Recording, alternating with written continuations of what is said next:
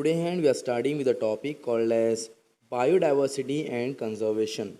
Okay, so let's get started. So here the important diversity at the level of biological organization will be genetic diversity, species diversity, and ecological diversity. So let's get started. We'll be dealing all of them one by one. So the first one is genetic diversity.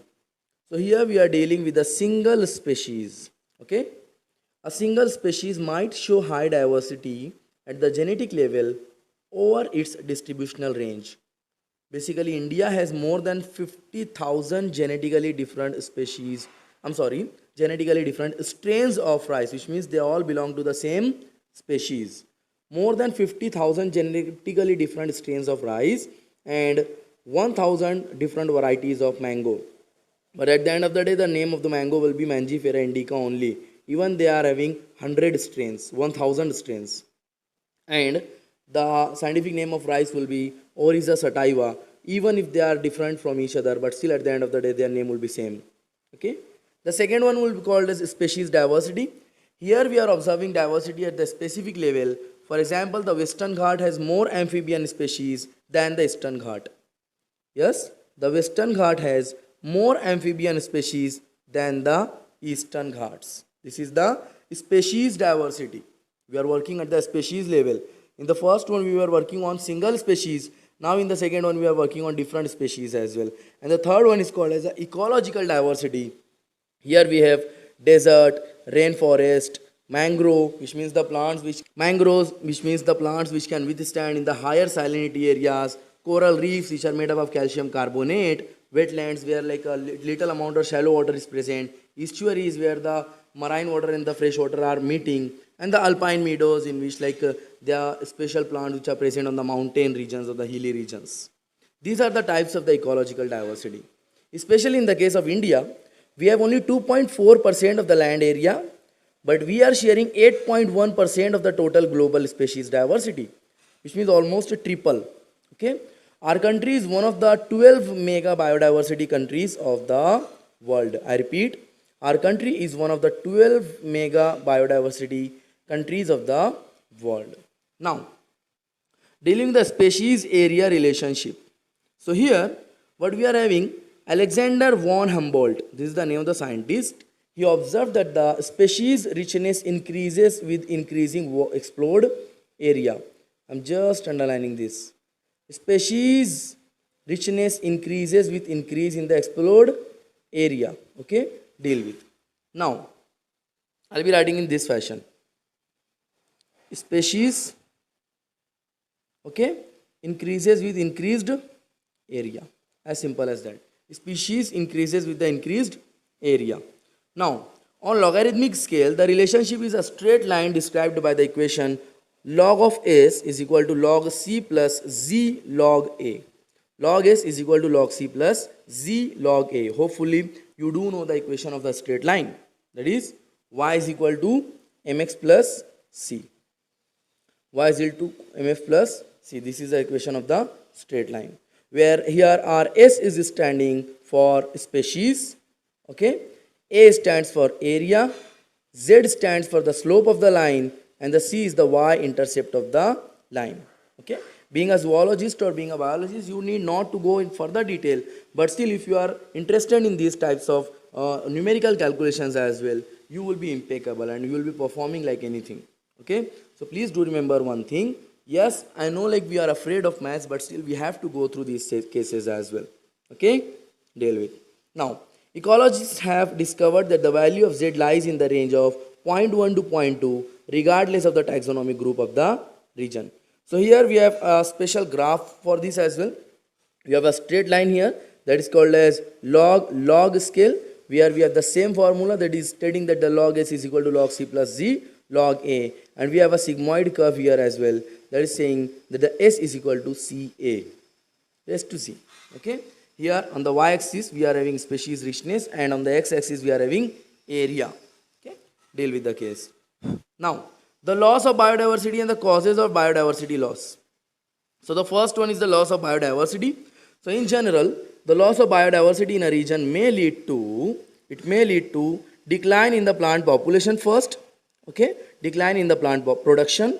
And the second one will be called as a lower resistant to the environmental perturbations, drought and the flood.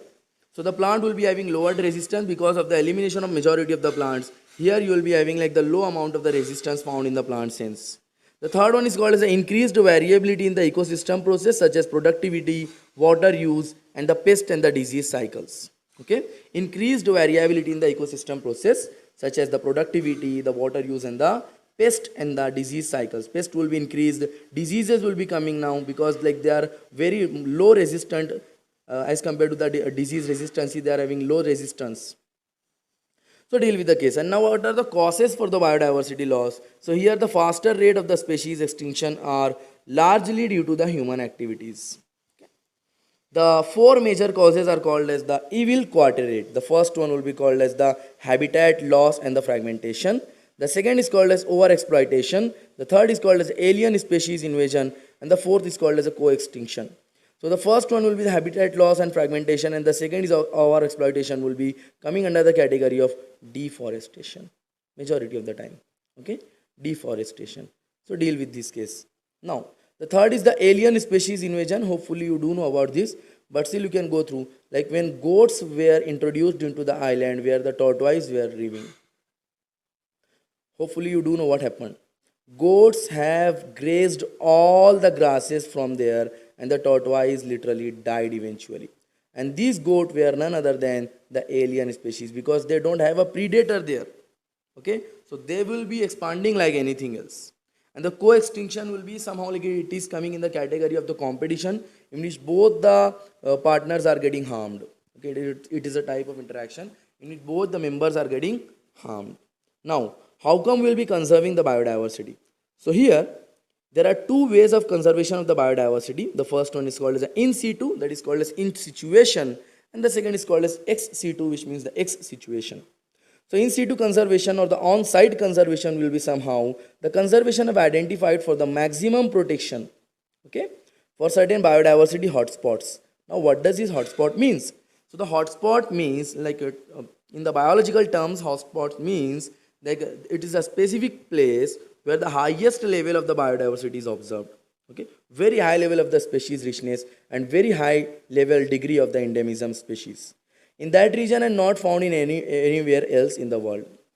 So special species which are found at a particular area, that will be called as endemic here, and they are not found anywhere else on the world. There are 34 biodiversity hotspots in the world. These hotspots are also region of the accelerated habitat loss. India has 14 biosphere reserves. Okay, India has 14 biosphere reserves, 90 national parks and 448 wildlife sanctuaries. Deal with the case. I repeat, 14 biosphere reserves, 90 national park and 448 wildlife sanctuaries. The second one is called as ex situ, that is called as off-site conservation. Here in this method, threatened animals and plants are taken out from their natural habitat and they are placed in a special place, that is where they will be protected and they are given special care. Let's say for example, zoological park, botanical garden and the wildlife sanctuary parks. They are used for this purpose. The historic convention on biological diversity is called as the Earth Summit. It was held in Rio. Please do remember this case, okay? It was held in Rio de Janeiro in 1992. This was called upon all nations to act, all nations to take appropriate measure for conservation of biodiversity and sustainable development held in 2002 in Johannesburg, South Africa. Please do remember these locations because if you are preparing for the competitive exams, I am underlining them. If you are preparing for the competitive exams, this question they may ask.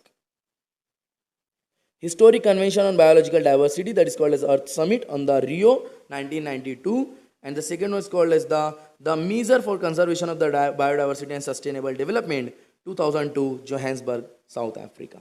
Okay, deal with. Hopefully this lecture has been beneficial for you guys. Thank you very much for your so much support. Thank you.